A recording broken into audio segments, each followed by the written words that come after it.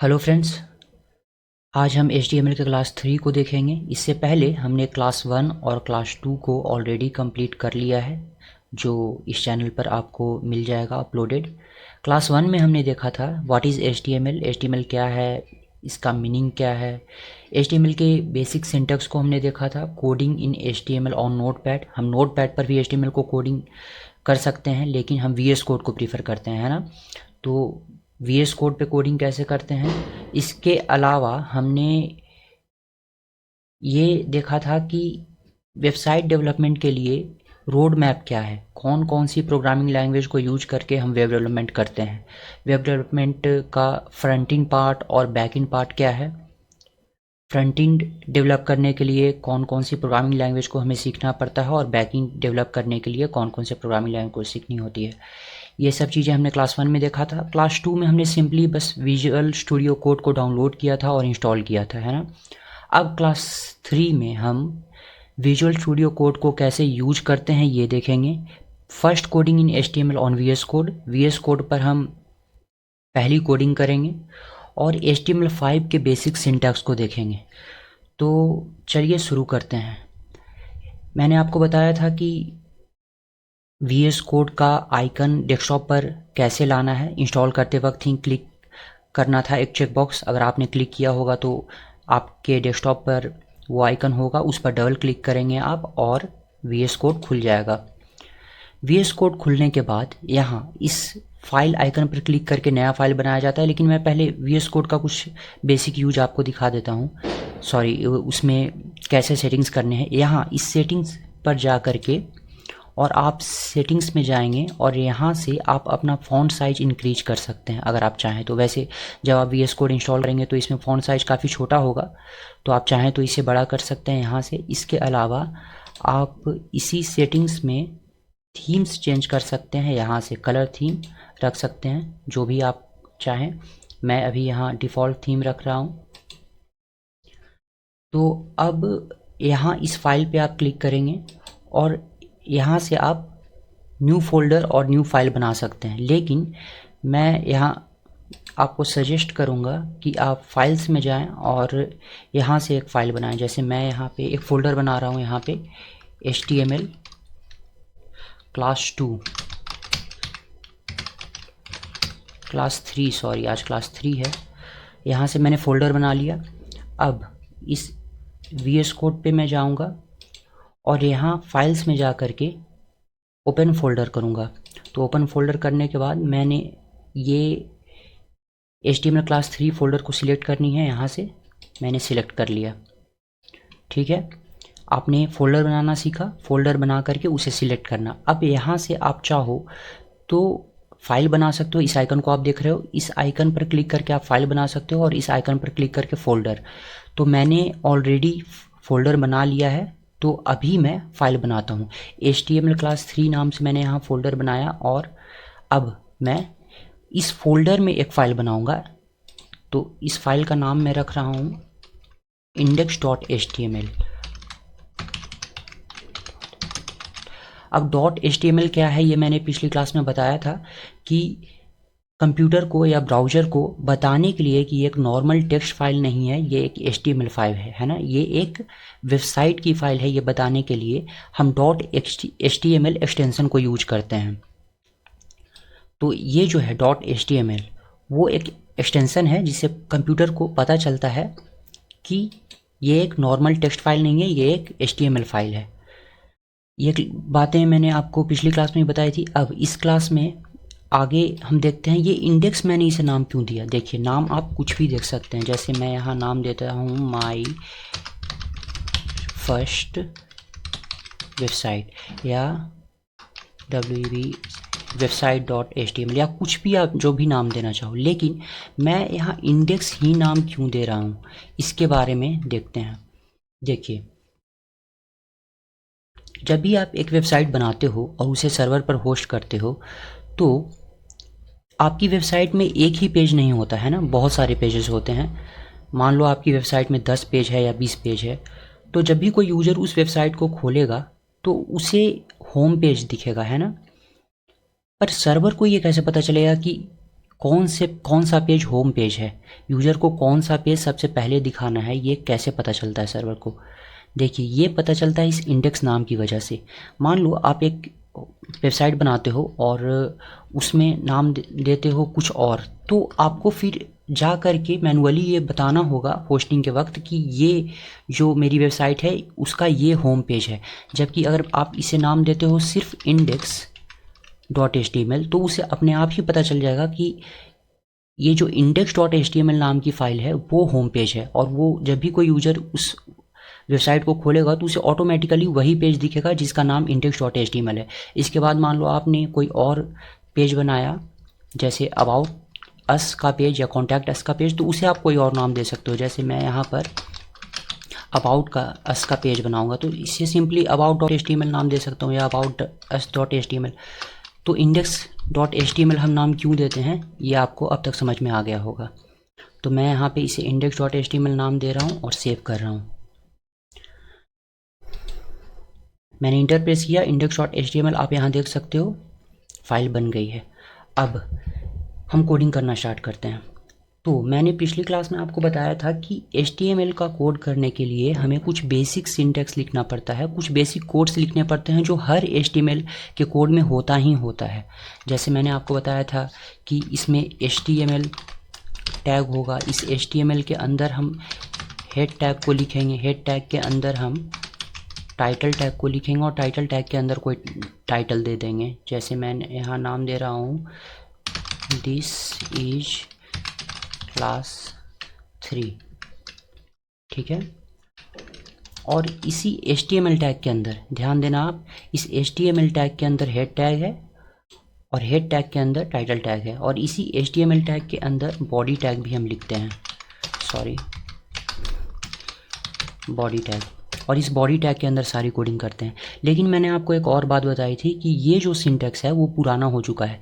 HTML5 में या HTML के लेटेस्ट वर्जन में, जिसे हम HTML लिविंग स्टैंडर्ड कहते हैं, उसमें अब हम इस सिंटैक्स को यूज नहीं करते। इसके अलावा भी बहुत सी चीज़ें लिखी जाती है, तो खुद से उसे मैनुअली टाइप करने के बजाय हम यहाँ एक्सक्लेमेशन साइन देते हैं और इंटर प्रेस करते हैं। वो सारे कोड्स जो हर HTML फाइल में होती ही होती है वो यहाँ ऑटोमेटिकली लिख करके आ जाती है, और अब हमें बस यहाँ बॉडी टैग में अपनी कोडिंग करनी होती है। पर अब सवाल ये है कि आखिर एक्सक्लेमेशन साइन दे करके इंटर प्रेस करने पर ये खुद ब खुद कैसे आ गया, है ना। तो अब इसे समझते हैं। देखिए VS कोड हमें कुछ शॉर्टकट्स देता है जिसे हम एमेट कहते हैं, एमेट एब्रीविएशन। आप देख रहे हैं यहाँ एमेट, इन शॉर्टकट्स को एमेट कहते हैं। जब भी आप इन शॉर्टकट्स को यूज करेंगे तो विजुअल स्टूडियो कोड को समझ में आ जाएगा कि इसे इस काम के लिए यूज किया जा रहा है और इसे प्रेस करने के बाद हमें क्या करना है। विजुअल स्टूडियो को समझ में आ जाएगा कि उसे क्या करना है। जैसे ही मैं यहाँ एक्सक्लेमेशन साइन देता हूँ तो आप देख रहे हो ये जो एमेट है वो अपने आप ही आ रहा है। उसे समझ में आ गया कि अब इसे प्रेस करके इंटर प्रेस करने पर उसे क्या करना है। तो ये जो है वो एक कोड जनरेट करता है। एमेट के बारे में आपको समझ में आ गया। देखिए एमेट मैं पूरे कोर्स के ट्यूटोरियल के दौरान यूज करूँगा, तो जब भी मैं यूज करूँगा अलग अलग एमेट्स को तब मैं आपको बताऊँगा कि कैसे और क्यों उसे यूज किया जाता है। जैसे बाद में मैं जब डिव टैग बताऊँगा तो उसमें क्लास और आईडीज़ के बारे में बताऊँगा। तो उस वक्त जैसे आपको 3 डिव बनाना है तो हम यहाँ सिंपली div into 3 लिखेंगे और 3 divs बन करके आ जाएंगे। आप समझ रहे हो। तो जब भी मैं एमेट बताऊंगा तो उसके बारे में डिटेल में आगे के कोर्स में मैं आपको बताता चलूँगा। अभी जो मैंने एमेट यूज किया वो क्या था, एक्सक्लेमेशन साइन। इस एमेट को मैंने यूज किया और इंटर प्रेस किया, और ये जो कोड है जो हर एक HTML के फाइल में, HTML के कोड्स में बेसिक कोड होता है जो हर एक फाइल में हमें लिखनी होती है, वो लिख करके आ गया। अब इस कोड को कहते क्या हैं, देखिए इसे कहते हैं हम बॉयलर प्लेट कोड। जो ही मैंने एक्सक्लेमेशन दे करके और जो कोड जनरेट किया, इस कोड को क्या कहते हैं, बॉयलर प्लेट कोड। यानी ये कोड तो आपको हर एक HTML के फाइल में लिखनी ही लिखनी है। अब हम इस स्ट्रक्चर को समझते हैं कि इसका मतलब क्या है। देखिए ये डॉक टाइप HTML ये बताता है कि हमें HTML5 यानी लेटेस्ट वर्जन को यूज कर रहे हैं। HTML lang equal to n, यानी हम ये बता रहे हैं कि जो लैंग्वेज हम HTML यूज करेंगे वो इंग्लिश होगा। हेड टैग के अंदर मैंने आपको बताया था कि कुछ मेटा टैग्स हम लिखते हैं। इन मेटा टैग्स का यूज क्या होता है, ये हमारी वेबसाइट पे शो नहीं हो रही होती, लेकिन इनका यूज बहुत ज़्यादा होता है। ये बताती है हमारे वेबसाइट को, सॉरी ब्राउज़र को, कि हमारी जो वेबसाइट है वो किस बारे में है और वो कितनी रिस्पॉन्सिव होगी, या उसका टाइटल क्या है, ये सब कुछ, उसकी इनकोडिंग क्या है। ये बातें अभी आपको समझ में नहीं आ रही होगी, मुझे पता है, और अभी समझने की कोशिश भी ज़्यादा मत करना, क्योंकि इन मेटा टैग्स के बारे में मैं आपको बताऊंगा आगे क्लासेस में बहुत डिटेल में। देखिए क्लास 11 में Meta tags for different types of website, ये मेटा टैग्स बहुत ज़रूरी होती हैं, तो इनके बारे में बहुत डिटेल में क्लास 11 में आपको बताऊंगा। अभी आप इसे समझने की कोशिश मत करना ज़्यादा, अभी बस बेसिक इतना जानो कि ये मेटा टैग्स हमारे वेबसाइट पे शो नहीं हो रही होती, लेकिन इनका रोल बहुत ज़्यादा होता है। यही डिसाइड करती है कि कोई यूज़र हमारी वेबसाइट को सर्च करेगा तो हमारी वेबसाइट ऊपर में आएगी रैंकिंग में भी या नहीं, या कितनी रिस्पॉन्सिव होगी। कंप्यूटर पर वेबसाइट अलग तरह से दिखनी चाहिए, मोबाइल पे वेबसाइट अलग तरह से दिखनी चाहिए, टैबलेट पर अलग साइज में दिखनी चाहिए। तो ये डिसाइड करता है इन मेटा टैग्स, ये डिसाइड होता है इन मेटा टैग्स के द्वारा। ठीक है, आप समझ रहे हो? तो चलिए, अब इतना आप समझ गए। अब मैंने कहा था कि सारी कोडिंग हम बॉडी टैग के अंदर करते हैं, तो हम अपनी कोडिंग स्टार्ट करते हैं। इससे पहले आज के क्लास में मैंने वीएस कोड का इंट्रोडक्शन दे दिया, फर्स्ट कोडिंग इन HTML आपने देखा, और अब HTML के बेसिक सिंटैक्स को देखते हैं। तो चलिए शुरू करते हैं। देखिए HTML में बॉडी टैग के अंदर सारी कोडिंग की जाती है। जैसे मान लो मैं एक हेडिंग टैग बनाता हूँ, ठीक है, मैं अपनी वेबसाइट को कोई हेडिंग देना चाहता हूँ, तो मैं यहाँ से हेडिंग दे दूँगा, जैसे abcde.com, ये हेडिंग है। इसे मैंने सेव कर लिया Ctrl+S प्रेस करके। इसके अगर आप Ctrl+S से नहीं तो यहाँ से भी सेव कर सकते हो। index.html हमने फाइल ऑलरेडी बनाया था इस फोल्डर में, क्लास 3 वाले फोल्डर में, तो यहाँ ये सेव हो गई है। अभी इस index.html पर, इंडेक्स फाइल पे आप यहाँ देख सकते हो ये HTML डॉक्यूमेंट है ना, यानी जो .html एक्सटेंशन हमने लगाया था उससे इस कंप्यूटर को पता चल रहा है कि ये एक नॉर्मल टेक्स्ट फाइल नहीं है, ये एक HTML फाइल है। तो इस पर डबल क्लिक करेंगे हम, या फिर अगर आप चाहो तो राइट क्लिक करके किसी और ब्राउज़र में भी खोल सकते हो इसे, और ये वेबसाइट हमारी डबल क्लिक करने पर खुल जाएगी। आपने देखा ये जो हेडिंग हमने दिया वो यहाँ शो हो रही है। इसके अलावा भी हम अलग अलग टैग्स यूज कर सकते हैं। जैसे मान लो आप पैराग्राफ लिखना चाह रहे हो कोई, तो आप पैराग्राफ लिख सकते हो। सॉरी मैंने डिटेल में नहीं बताया। यहाँ आप पी टैग लिखोगे, डायरेक्ट पी लिखोगे, ये एक एमिट है। पी लिख करके इंटर प्रेस करते के साथ पैराग्राफ टैग का ओपनिंग और क्लोजिंग दोनों ही लिखा आ जाएगा। आप चाहो तो इसे मैनुअली भी टाइप कर सकते हो, जैसे मैं एक और करके दिखाता हूँ। एक एंगुलर ब्रैकेट दूंगा लेसर देन का, और उसके बाद फिर ग्रेटर देन का, और फिर इस तरह से दूंगा। मैं जैसे ही एमिट की वजह से मैं जैसे ही एक टैग लिख रहा हूँ तो ये क्लोजिंग टैग अपने आप ही आ जा रहा है। मैं इसे क्लोजिंग टैग क्यों कह रहा हूँ, क्योंकि बहुत सारी टैग्स हैं HTML में जो स्टार्ट होने के बाद इंड भी होती है, यानी उन्हें स्टार्ट करते हैं तो फिर क्लोज भी करते हैं। क्लोज करने के लिए ज़्यादा कुछ करना नहीं रहता, बस ये एक फॉरवर्ड स्लैश लगाना होता है उस टैग में। तो अब मैं इसमें पैराग्राफ लिख सकता हूँ। जैसे मैं यहाँ के एक पैराग्राफ लिखता हूँ, hello this is tutorial of HTML, और इसे सेव करता हूँ। और मैं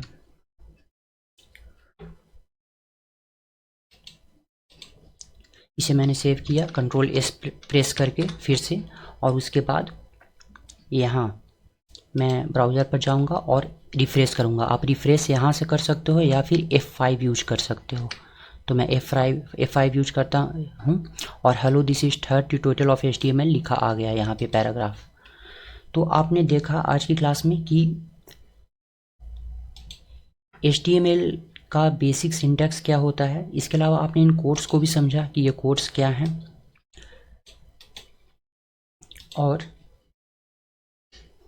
आपने VS कोड को यूज करना भी थोड़ी बहुत सीख ही लिया। वैसे जैसे जैसे आप आगे कोर्स करोगे VS कोड आप और अच्छे से यूज करना सीख जाओगे। अभी थोड़ी परेशानी होगी, मैं मानता हूँ। इसके अलावा आपने एमिट के बारे में देखा। एक और चीज़ मैं बताता हूँ यहाँ, मान लो अभी जैसे मैं ट्यूटोरियल में बहुत सारे पैराग्राफ्स लिखने होंगे तो मैं खुद से पैराग्राफ नहीं लिखूँगा, तो उसके लिए भी मैं एक एमिट यूज करूँगा, lorem, sorry lorem, LOREM, lorem. और उसके बाद इंटर प्रेस करते ही एक पैराग्राफ जनरेट हो जाएगा जिसका कोई मतलब नहीं है, बस ये एक पैराग्राफ है। तो मैं अभी शो करने के लिए ट्यूटोरियल में बस इसी तरह से लॉरेम यूज करके एक पैराग्राफ जनरेट करूँगा। ये एक एमिट है, जैसा कि मैंने आपको पहले भी बताया था, एमिट एक शॉर्टकट होता है जो VS कोड हमें प्रोवाइड करता है। तो एक और चीज़ बताता हूँ मैं आपको, आप मान लो कि बड़ा पैराग्राफ जनरेट करना चाह रहे हो तो आप बस लिखोगे लॉरेम इंटू, अब मैं 3 करता हूँ, तो इससे आपने देखा बहुत बड़ा पैराग्राफ जनरेट हो गया। इसी तरह से आप जितना बड़ा भी पैराग्राफ जनरेट करना चाहो, आप ये सिर्फ ट्यूटोरियल के लिए है, या फिर आप जब कोई वेबसाइट बना रहे हो बस सीखने के लिए, तो आप जाहिर सी बात है कि बहुत सारी पैराग्राफ्स में लिखनी हो अगर, तो खुद से उसे टाइप नहीं करोगे। तो इसे आप लॉरेम इंटू 10 कर देता हूँ, इसे आप इस एमिट को आप यूज कर सकते हो। तो आपने देखा इतनी बड़ी पैराग्राफ जनरेट हो गई। तो ये था, ये भी एक लॉरेम भी एक एमिट है शॉर्टकट मान के चलो आप। चलो तो मैं इसे अभी के लिए हटा देता हूँ और सेव करता हूँ। वैसे मैं इसे सेव करके दिखाता हूँ आपको कि हमारी ब्राउज़र पर किस तरह दिखेगा।